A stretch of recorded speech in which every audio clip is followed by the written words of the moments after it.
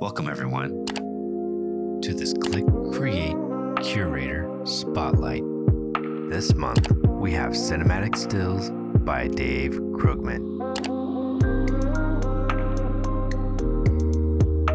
How does the theme inform people's experience of the art? To me, curation is about distilling some sort of signal down from the noise, right? And so my first task was, what kind of signal do I want to find? And so I'm constantly looking for different themes and stuff like that. And one of my favorite themes is cinematic stills. Once I narrowed down my theme into this kind of category, this bucket that I could start to put ideas into, artists started to emerge. Who has the best cinematic style when it comes to still photography? We can build this little world together and show that the beautiful thing about photography is that it's a way to tell an entire story in one frame. And that's really what I mean about cinematic stills. Like, how do we tell an entire, vignette of a story in just a simple frame? How does the art speak to the cultural moment we are living in? I think that there's a reason that art perseveres through almost any market, right? I mean, there's never really a time when art is just abandoned. It's how we communicate our experience to each other, and it's how we signal socially what we're into, what we're involved in, who we support. And so to me, this drop is a distillation of that sensation of needing to create, needing to imbue these frames with the stories that we tell. I think Cowboy Killer is a really good example of this.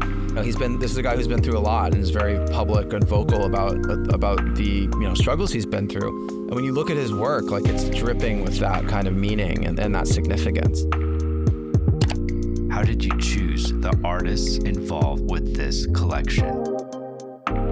All the artists that I've selected for this drop, I think are some of the best people working in the style of cinematic stills. One thing that unites all the choices of all these artists is that their position and influence within the community. And by influence, I don't mean how many followers you have. I mean the energy you put out and the energy you attract in the space. Biggest signal I look for when I'm betting on any artist is how they treat other people. And I can't say enough good things about the way that these three individuals operate in their lives and the way that they build community around the bodies of work that they're creating. My hope is that visitors get exposed to these artists and understand that they have deep ecosystems of existing projects. I think projects like ClickCreate are great entry points to people's collections. This is kind of a way to have exposure to an artist at a much more accessible price point, and then that is kind of your first breadcrumb on a trail of discovery. I think that storytelling through photography has the ability to bottle up some of that life experience and capturing it in amber almost. So I think that's a really special thing that all these artists are highly capable storytellers with photography. So I'm excited to see how this tapestry is woven.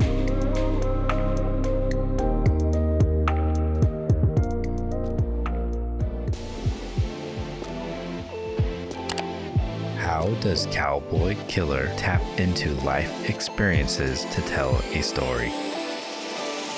What I really love about his work is he's a true artist. He really is transmuting a lot of these feelings that have come up in his life, and he's channeling them and turning them into these kind of beautiful visual poems.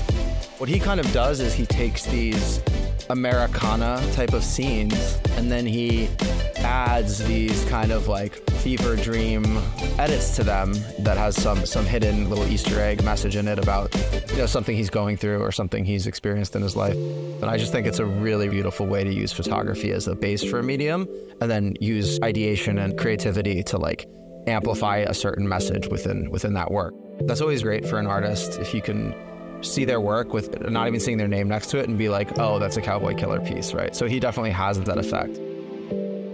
Really always wanted to do something with Cowboy Killer, and this was a great opportunity to kind of, circle up together and come up with some creative ideas.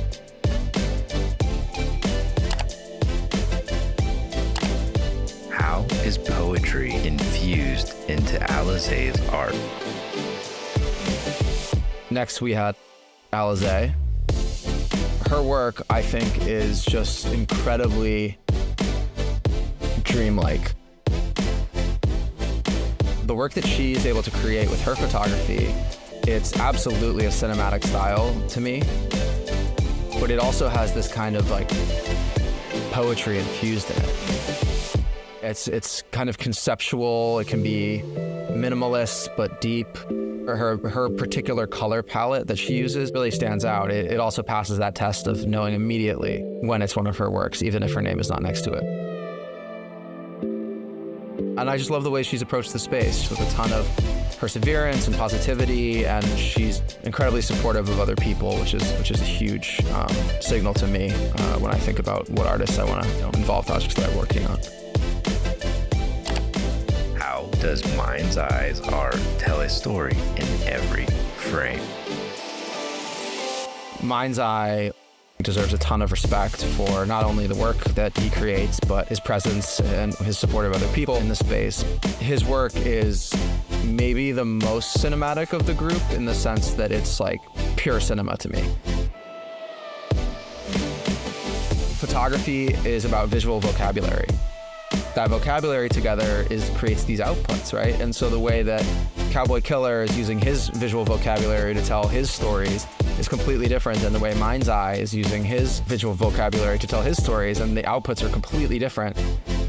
It really is like these lone figures standing in these epic movie set scenes. You know, his editing technique is very specific, highly, high contrast, glowing light. It feels like there's a story in every frame, and so that was a very easy choice for me.